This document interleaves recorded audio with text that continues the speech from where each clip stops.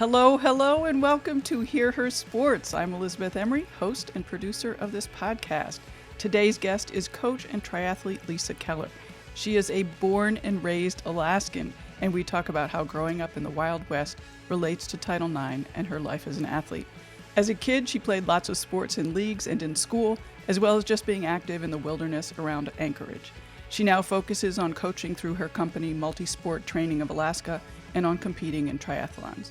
She is a past winner of the Gold Nugget Triathlon and the Eagle River Triathlon and is two-time Alaska Triathlete of the Year and has achieved All-American status in USA Triathlon age group rankings.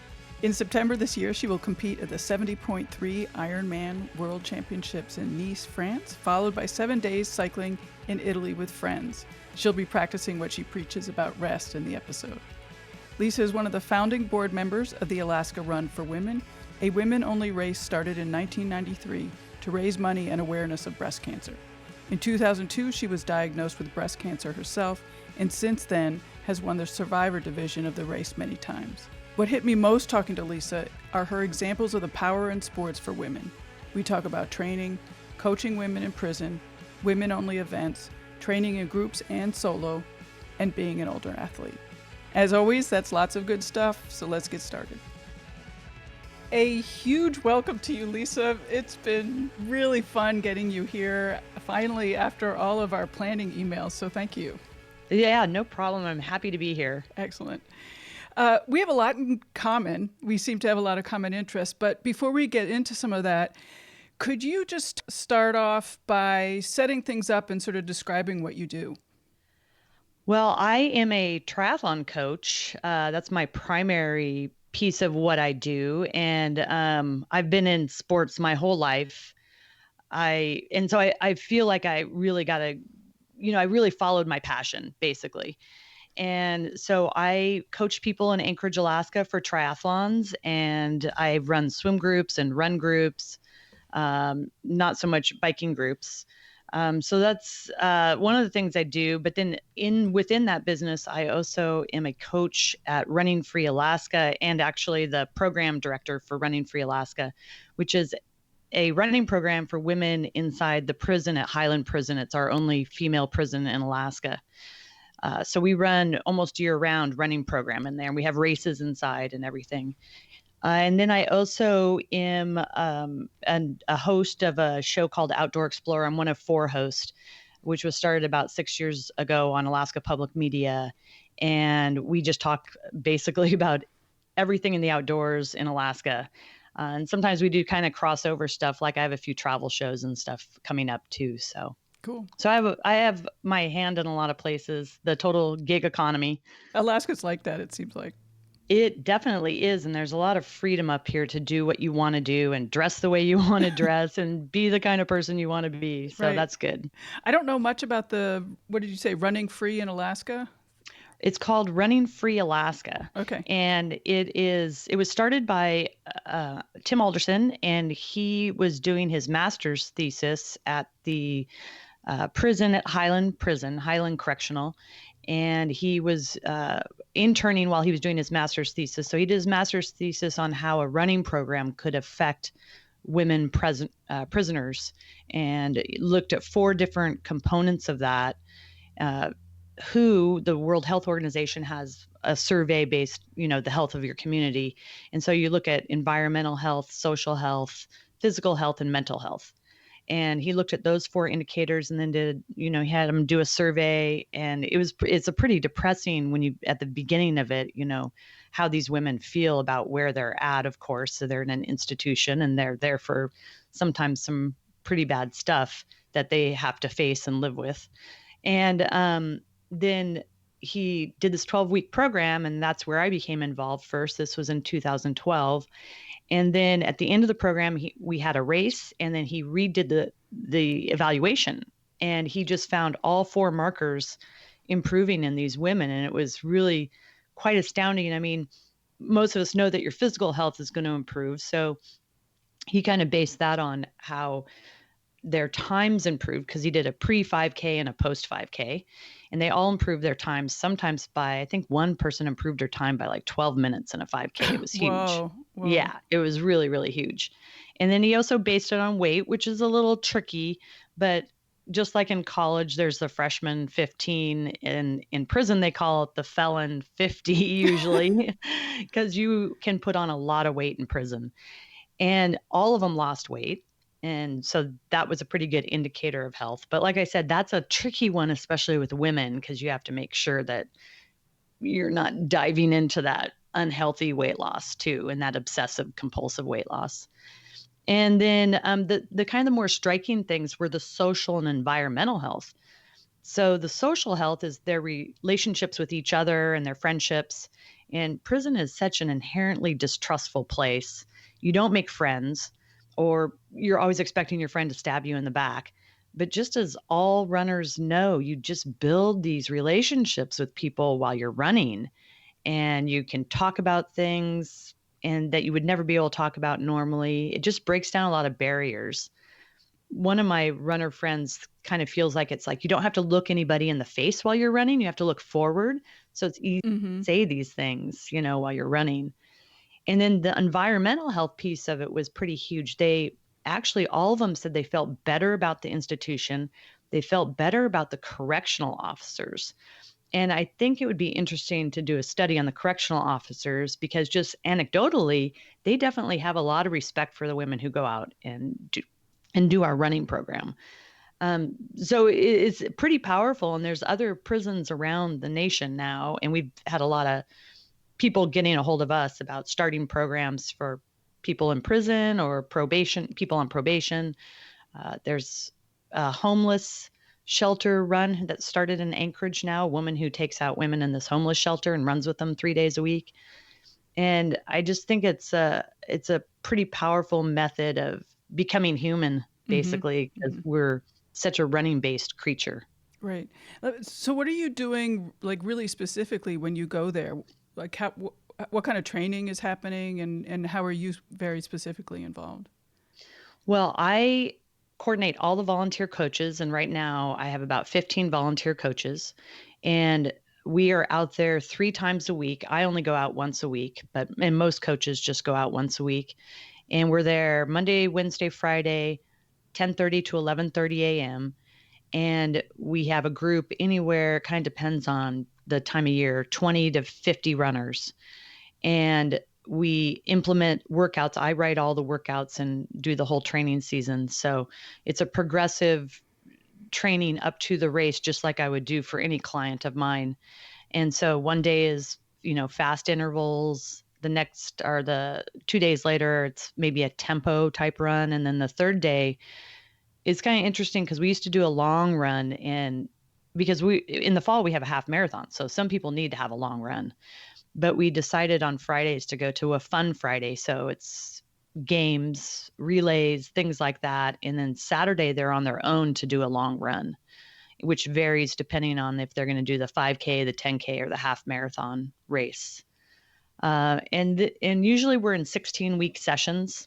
So we usually have two 16-week sessions a year with some breaks in between. And where are they running? There is a yard, and I call it the most beautiful track in Anchorage, because it's right at the mouth of the Eagle River Valley, which is just a little bit north. It's still Anchorage. It's about a 25-minute drive from my house. But it's a bedroom community of Anchorage, and these huge looming mountains. And then this track is 337 meters. It's dirt and rock. It's got a little hill on each side of it, so a little downhill and a little uphill. And then for the race, we were able to get permission to run the entire inside perimeter of the prison, which amazingly came out to like 800 meters, or half a mile. So it was really easy to figure out our race distances from there. Mhm. So, if they're doing long runs, they're doing a lot of laps. Yes, they have to do those long runs on that Wow, 337-meter track. Yeah. that's And dedication. it is dedication, and it is amazing to see the people who are really connected to it. The ones who are doing the half marathon and the 10K. Um, Although my best runner just did the 5K, because in the fall, the goal was that she wanted to break 20 minutes in the 5K. which I mean, that's fast. That's fast for anybody. And she came so close. I had brought in about 8 runners, top runners and from the city of Anchorage who paced her through this. And so this is community runners came in to do this. And one of the runners miscounted the laps, even though we were all counting laps. She mistakenly thought that Gina was on her last lap and told her that. So Gina just like hammered this lap, and she was actually a lap short. So she hammered it and then stopped. And then everybody was like, go, go, go. And so after about 20 seconds, they got her up and moving again. And she had to like really gut it out that last lap again. And she came in at 2014. So she totally would have broken 20 minutes in the Right. 5K if that hadn't happened. That's very cool. Yeah. And the greatest thing about it, I mean, this is a kid. She's 30 years old. I kind of consider her a kid. But she's been in prison for 6 years. She murdered her boyfriend, and she was in like a drug psychosis when it happened. And she's tiny, tiny. Like she's like probably 105 pounds and maybe 5'2". Um, and to see her, the difference in her from when she first came to us, where she couldn't even make eye contact with anybody. I mean, she was in the segregated unit, because of the psychosis, this drug psychosis had just kind of metamorphosed into a, full on psychosis. And so she was in mental health for 6 months before she came to us. And to see her now develop into this human being, I mean, she's smart, she's caring, she is extremely just broken up over her crime. I mean, she just can't even believe it. It's like a dream to her. Like it wasn't her doing that when it happened. And she's become she is our leader. I would say she's our leader of our running group. And she's just amazing. And it's kind of sad because I think she grew up in foster care. If she had come from a different family, her mom is great and supportive now, but she struggled too. If she'd been in different circumstances, she could have been a great athlete outside of prison. Mm-hmm. Do you think that she'll take this new outlook, when she does get out? Definitely. She's just somebody you can kind of tell who's going to cycle back in, and who's going to stay out. When she gets out, which hopefully is not in decades, she's a different person. And that's what you really learn with working with at least women in prison, is that I would say 99% of them, are different people than when they committed their crimes. They're not the same person, and they're extremely remorseful for what they've done. I've been thinking a lot about how, the lack of opportunity in sports for women really has such far-reaching consequences that we often don't realize. We sort of say sports is, it's frivolous and stuff, but you've just given us a great example of, not so much. Right. It's I think something that has stuck with me for a while is an article I read about AA. And the article was that the success rate with women in AA is much lower than the success rate with men. And part of the reason that was put forth in this article, the theory is that what AA wants you to do is to give up your power to a higher power, right? And the point of that is that women are always asked to give up power. Most women feel they've never had power. And if you don't have any power to give up, then how does that help you to give up whatever power you do have to this higher power? But sports, to me, is the opposite. Sports gives women power. And once you have that power over your own body, that power to, go out and do these things with your body, and it translates to your mind, then that is, to me, the most healing thing that you can have as a woman in substance abuse or just a lifestyle you've gotten into that's not healthy for whatever reason. And sports, to me, are just where all that power is. And I wish they would use it more. And when I say sports, I mean activity. I don't mean just like organized sports or anything. but getting out and hiking and running and biking and swimming and maybe going and playing basketball or soccer or whatever, rock climbing, um, I think it should be used more in rehabilitation. Mm-hmm. You said on your website that you thought you were a real beneficiary of Title IX. Yes. I find this completely fascinating because I think we're roughly the same age, Uh-huh. and there's sort of this transition zone of women roughly our age, and depending on where you went to school and where you lived, you either feel that you're a beneficiary or you're not quite a beneficiary. So could you just sort of describe how you grew up and why you think that you're a Yep. beneficiary? Um, so I'm 55. I just turned 55. Are we the same age? We are. Okay.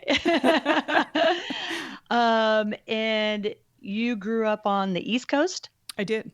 and I grew up on the West Coast, in Right. Alaska specifically. Right. So I think that the East and West Coast have such a different environment and societal expectations. I think there's different expectations on the East Coast. I think the West really is wilder and is more open to change, at least at that time when we were littler.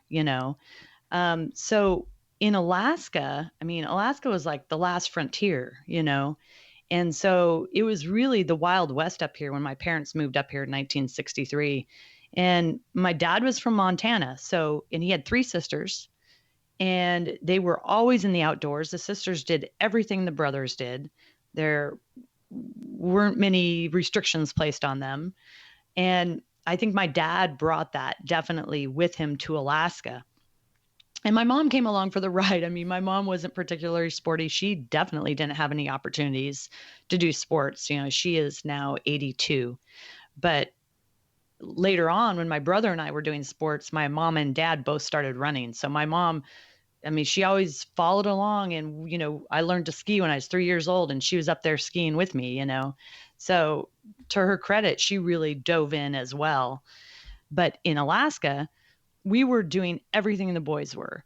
So I played soccer there when soccer first arrived here, and Anchorage I was 12 years old, and it was the Boys and Girls Club, and we played together on the same teams initially. So officially, it was a male and female thing, girl and boy together. Yeah. Huh. Yeah. And same with Little League Baseball. My Huh. dad was a baseball coach. So I played Little League Baseball for just a season. I didn't dig it that much. So, but yeah. But so my dad I was in all the same sports my brother was. My brother and I still run and bike and ski together. So, and then, skiing was really big up here, and it was all the same. And kind of what's interesting too is when right before I went into high school, cross country running, girls only ran 3K and boys ran 5K.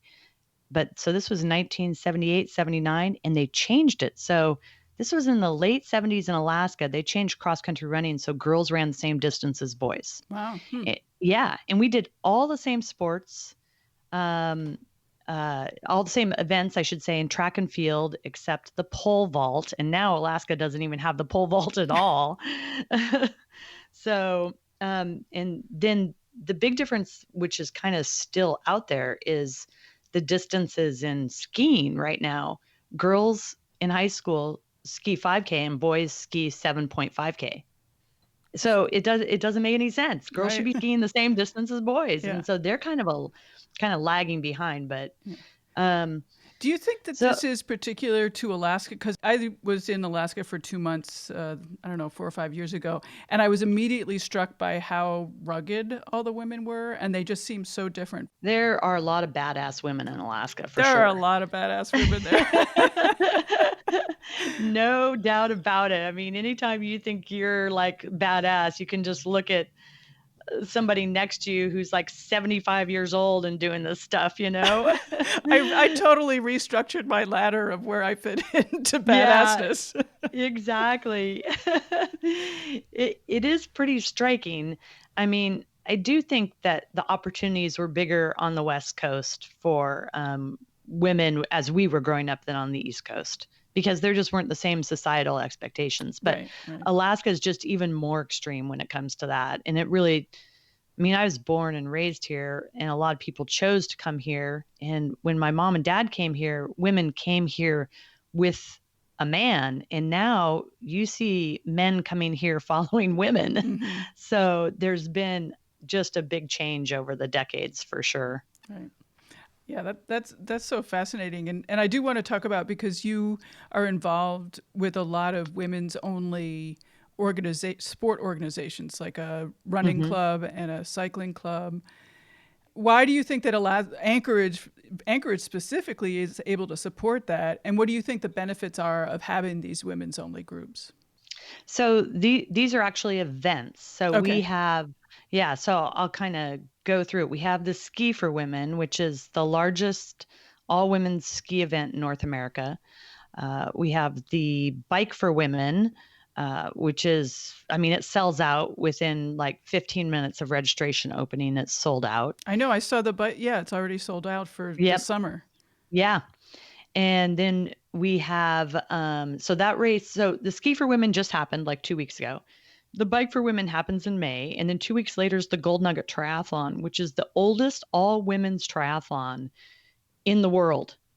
And it sells out within 5 minutes. There's because it's run out of a pool because early in the season we really can't use lakes, and that would really cut down anyway on how many people did it. And then the Run for Women, which is in June, that actually has a really interesting history. So there was the women's run, which started in the late 70s again in Anchorage, and it was an all women's running race. And the race director of that used to bring up outside runners, like professional runners, to come run up here. And then the guy who started that, it was a man, and then in the early 90s, his budget was released, and it turns out he was taking a huge salary, like at the time, $24,000 for this one race that had 5,000 people in it. And, I'm not opposed to race directors getting paid. I think they should be paid because it's a valuable service. But it seemed like he was getting more because he was cutting back on services at the same time he was not cutting that salary. So the t-shirt design never changed, and he cut back on prizes, and there didn't seem to be an emphasis placed on the women athletes Mm-hmm. of Alaska. It seemed to be on, let's get all these professionals up here to beat the Alaskans, Oh, yeah, interesting. Yeah. And so it really rubbed a lot of us wrong. And so a woman named Terry Pauls in 1993, when all this was released, she decided to start a competing run, and it was called the Run for Women, the Alaska Run for Women, instead of the Women's Run. And all of the proceeds from that race went to, at the time, just women's health issues. And then they competed against each other that first year, and then the women's run, the original one, died. And then we've continued the Alaska Run for Women since then. And in fact, this year we are being inducted into the Alaska Hall of Fame, Nice. sports Hall of Fame. Yeah. And so it's continued. We've raised millions of dollars for breast cancer research. But the other important piece of that was, in our mission, is also to recognize the top female athletes in Alaska.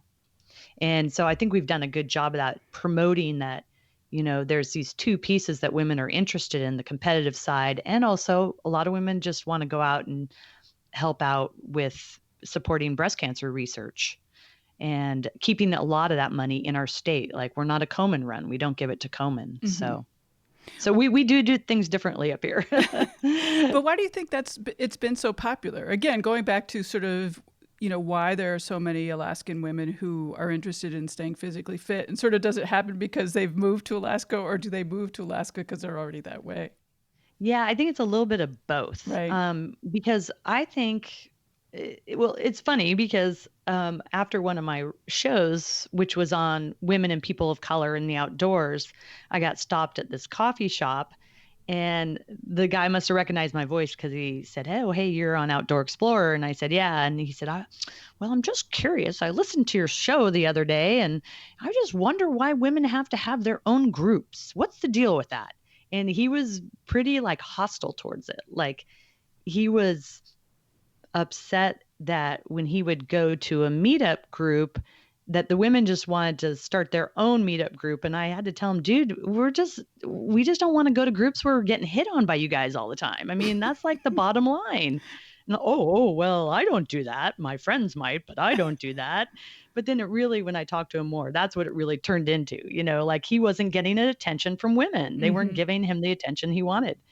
And so I think that's a huge part of women's only events is this just not having to deal with the patriarchy, and create something that is ours alone. And women respond really, really well to groups. And I coach men and women, and my groups are probably 80 to 90% women. There's only maybe 10 to 20% that are men that will come and participate in groups. They just don't feel that same draw of kinship and friendship and just wanting to be together. And it's just different. And so that's why I think women only events are so successful. And men events are not. I mean, they tried to do a men's run here that was men only, and they couldn't even get 100 guys to come out, Oh, that's funny. yeah.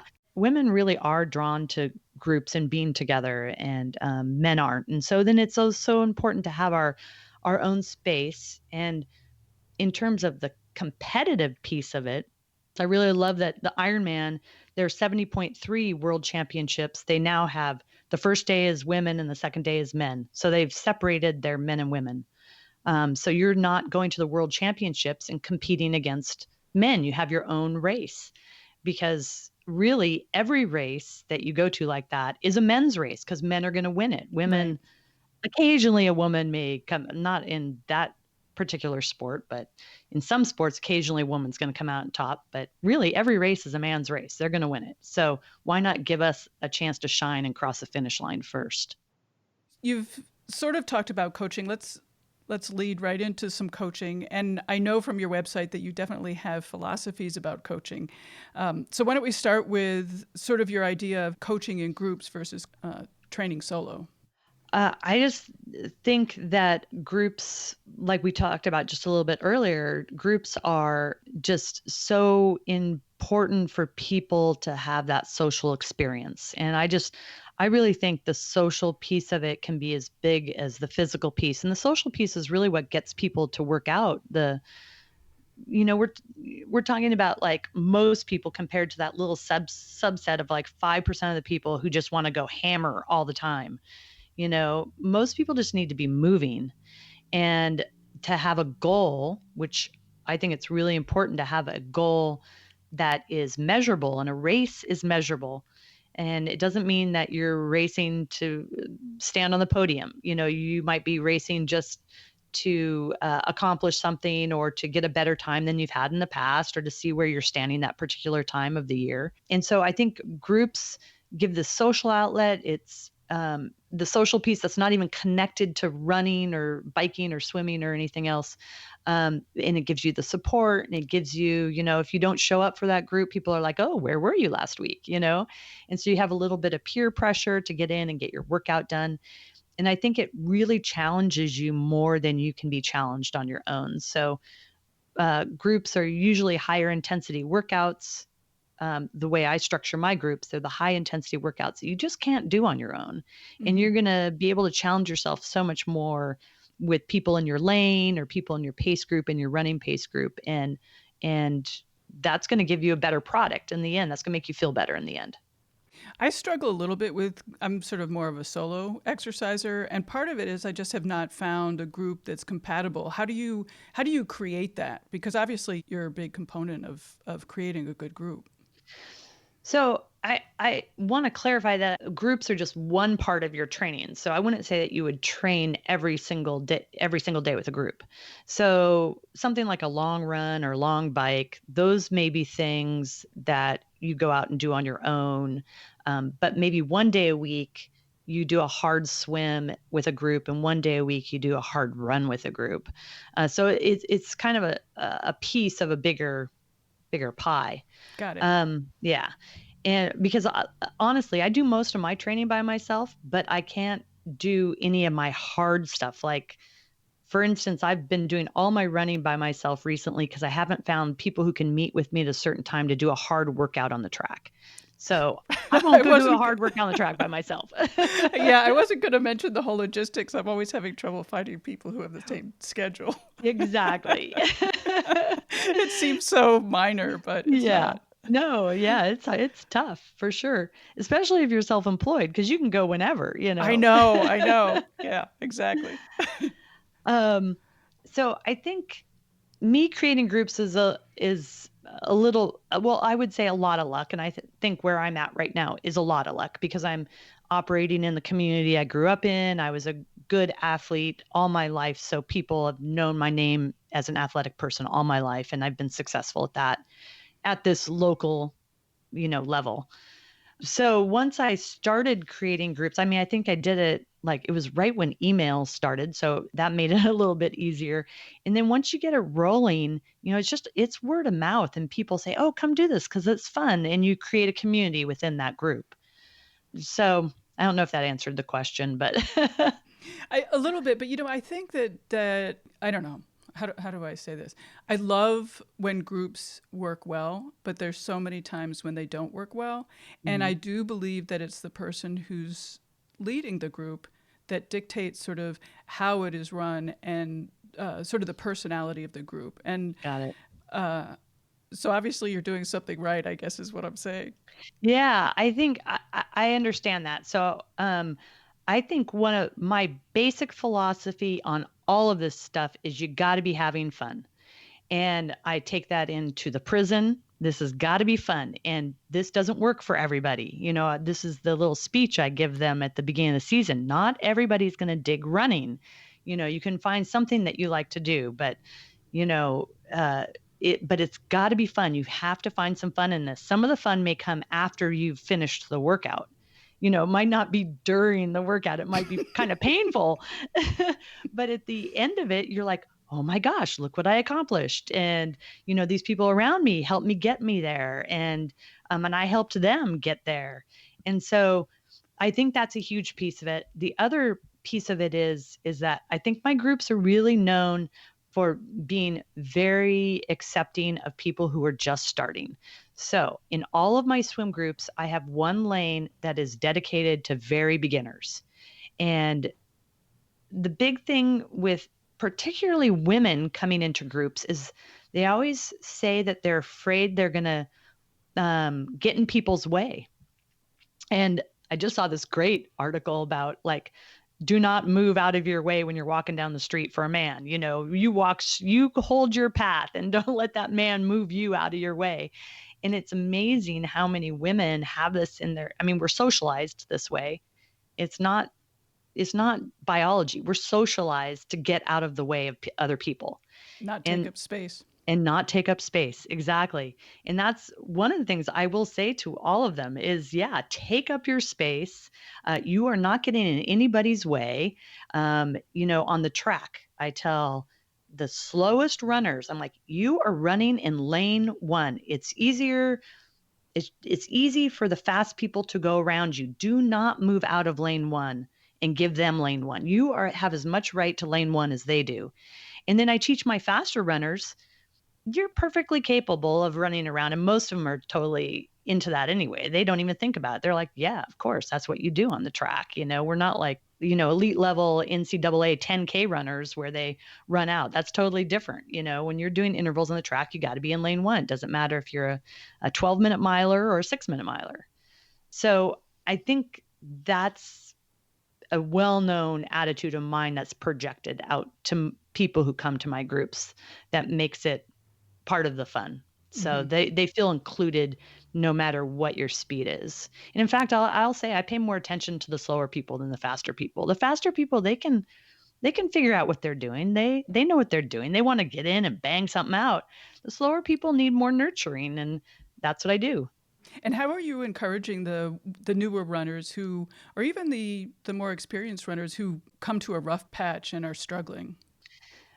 Well, that's the amazing kind of connection between running as a metaphor for life. There are always going to be rough patches, and it's just this is training for life. And this is something that our runners at Highland have really learned. Like, this is how life is sometimes, but you'll always get to the other side of it. in running, especially, just letting people understand that part of running is being injured. And, you need to figure out how to get through that, which, may be a different type of training that you're going to do to get past that. But that's just part of it. And you'll still be okay on the other side. You have to have patience and persist. Mm-hmm. Another thing that I noticed from your website is that you seem very data driven. Is that true? No. Oh, how about that? I'm not at all data driven. I wonder why I wrote that down. Yeah. Huh. Maybe you're looking at somebody else's website. No, I it was am. definitely That's funny. I'll have to go back and figure me that out. too. Me Um, too. no, because I think I even say something on the website about, I'm not really into numbers. I'm like an old hippie coach. Like, Oh, I that's want funny. people to um, learn how things feel. Um, and I think we've lost a lot in training, in the joy of training over the last, maybe 10 to 20 years, in the amount of data that people feel like they have to process. Like, here's a good example. Everybody comes to my running groups with these fancy watches, and they can't even figure out how to get a lap time because, I mean, and that's like, and here I am sitting with my Timex Ironman watch, and I can tell you exactly how fast I'm running from my lap times, which is I have that posted on a whiteboard. If your pace is an 8-minute mile, your lap time is 2 minutes, Right. per lap. And people can't figure it out on their watches. And then a lot of it's there. I mean, to use that data, you really have to be testing yourself a lot, Right. Exactly. frequently. Yeah. And people Yeah. aren't doing that. Right. And then they're hinging the whole worthwhileness of their whole human existence on what that data is saying day to day. Right. So, what are you using to determine how fast each group or each individual is should be going? I use the old school 2-mile time trial. Okay. And Patty and Warren Fink from Portland have developed, and this is common on the internet now, have developed pace charts. So if you look at a 2-mile time trial, you can estimate pretty closely how fast someone is going to run every distance down to a marathon. Usually you're within 2 to 4%. And so that's how I determine paces. And then in swimming is really tough to use data anyway because of the water and that you're horizontal in the water. So those two things decrease the work on your heart. And so heart rate is not very, effective in the water. And you're also looking at your heart rate after you've finished an interval, not during. Um, so really people need to learn how to feel. The talk test has been proven to line right up with all of this stuff if you just use the talk test I for all love the those. talk test. Yes, it's great. And people just need to trust it because it really does work, and you can just feel stuff instead of being a slave to what your numbers are saying. How does rest fit into your workout plan? So I've been a big rester all my life. I had this boyfriend. He's still a great friend, and he's called me the world's laziest triathlete. Uh, and it's because I am like basically I totally empathize with people who say it's just so hard to get out and do these things. I'm like, I know, I struggle every single time. Like, I make excuses. I'm usually exercising, but at the end of the day and rushing to get things in because I've procrastinated. Um, Really? so, oh yes, I am not one of those people that, like, I mean, definitely I think there's people who um it's a medication. Exercise is a medication, to one degree or another. And some people, or an addiction. Um I'm definitely not on that scale at all. Like, I've gone sometimes months with doing very little and it doesn't really bother me that much. I hate to say. I mean, I feel good when I'm out exercising, definitely, but I don't feel terrible when I'm not. So, You and I have more and more in common, I got to tell you. well, I think it's one of the reasons. I mean, I've been running since I was 12, and I think it's one of the reasons I've lasted so long because I've had not only always taken at least one day a week of rest, but sometimes weeks or months of rest. how do you encourage your athletes who are sort of on the more obsessive side? Like, how do you explain to them how important resting is? For example, after a season, taking a month off. Yeah, it's really tough because I mean, there's some people who absolutely do not want to take any time off.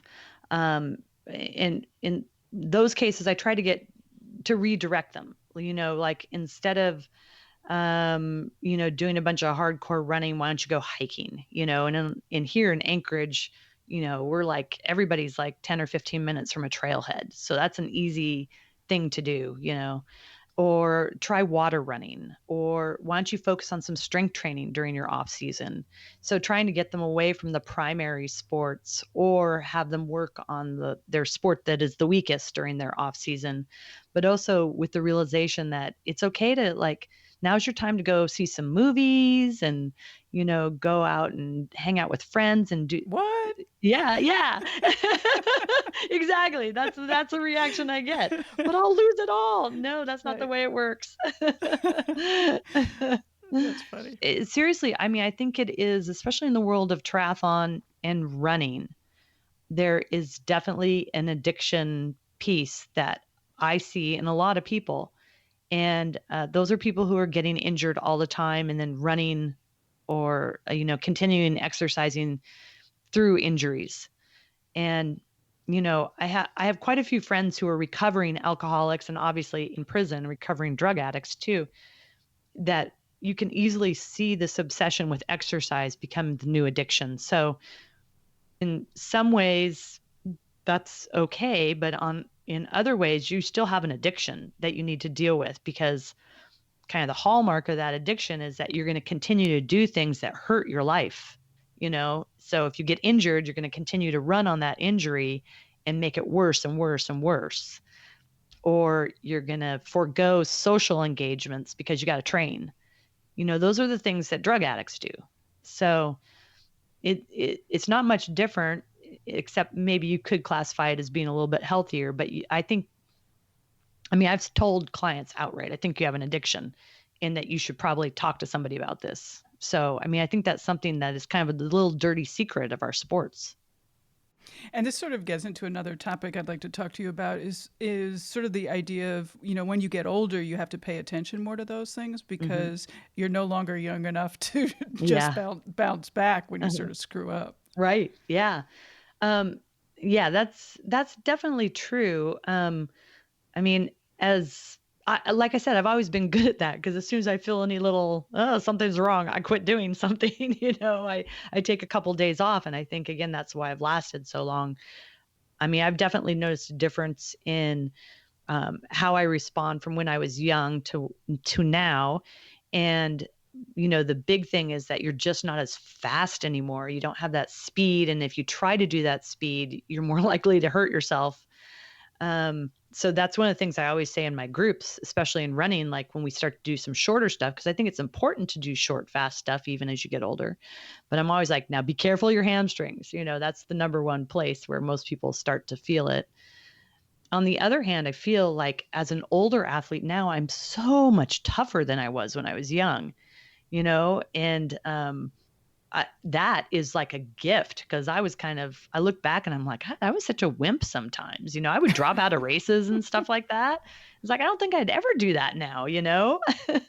So that's kind of nice. And just being able to go, I feel like endurance wise, I could go for days. And when I was younger, I could never do that.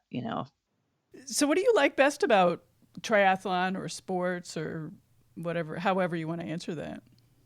Because you joke about resting so much and not like Yeah. getting out. So there must, like, what is it that you like?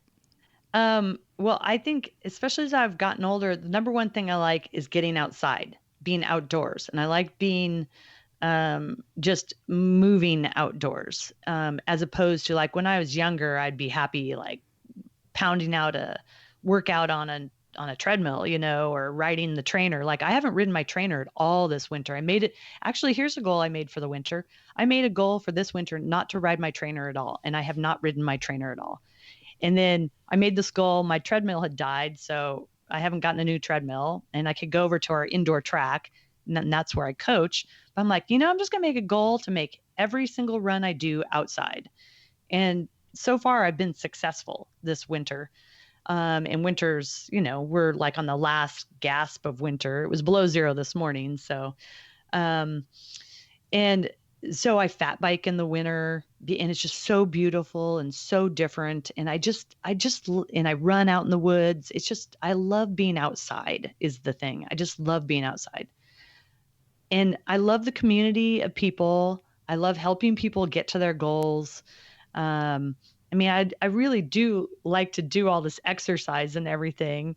But I think resting and taking big breaks has allowed me to do it longer in my life than most people have. One thing that I often ask is about food and nutrition. So, do you have any ways that you eat? Any specific rules or anything like that? Probably not, since you're a hippie. Yeah, exactly. So I'll say I've never been on a diet. Okay. That doesn't mean there haven't been times where I've had to say, okay, put down the chocolate for a little while, or don't eat that ice cream, because I like chocolate and I like ice cream. Those would be my two biggest things that I have to put down because in between seasons you gain weight. And so I usually gain 5 to 8 pounds. So when you get time to get into training for an event, then it's time to start thinking about, well, I need to be a little bit lighter, because that's like almost a substitute for some training, actually, especially in running. If you can take just a few pounds off, you can run faster without putting a lot of effort into it. Well, it's been really great to talk to you. I'm so glad that we met, and I look forward to following more about what you're doing. Well, thanks, Elizabeth. I'm so glad you got a hold of me. Yeah, me too. I'll talk to you soon. Okay, sounds good. Thanks.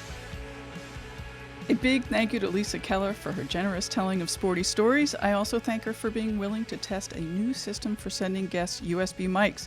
As a guinea pig, she's had to put up with a few glitches, so I appreciate her experimental, adventurous nature. She sure sounds good, though, so I'm really glad that it worked out.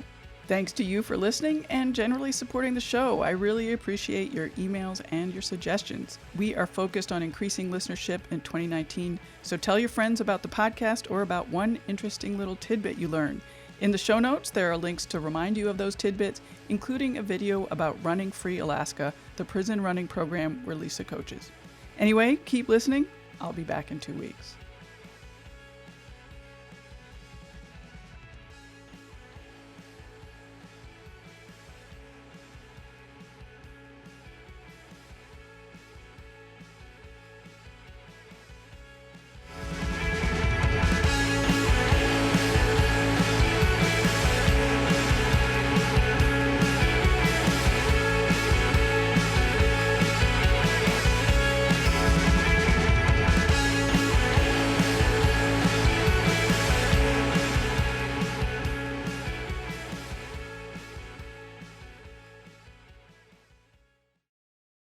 Hey there, my name is Michael Laminato and this is Pit Pass F1, a brand new podcast that'll take you closer to the action of the world's most prestigious motorsport. From Monaco to Miami and Australia to Azerbaijan, Pit Pass F1 is on the ground and has you covered. Esteemed F1 journalists Julianne Cerasoli and Chris Medland will take you inside the sport every round. They'll keep you up to date with the latest news breaking in Formula One and the most influential views shaping the world of Grand Prix racing.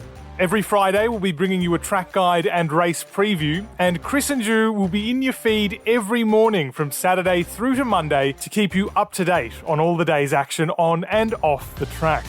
So if you want to be in the know on the latest in Formula One, subscribe wherever you get your favourite podcasts and visit us at evergreenpodcasts.com. Pit Pass F1, a brand new show for Evergreen Podcasts.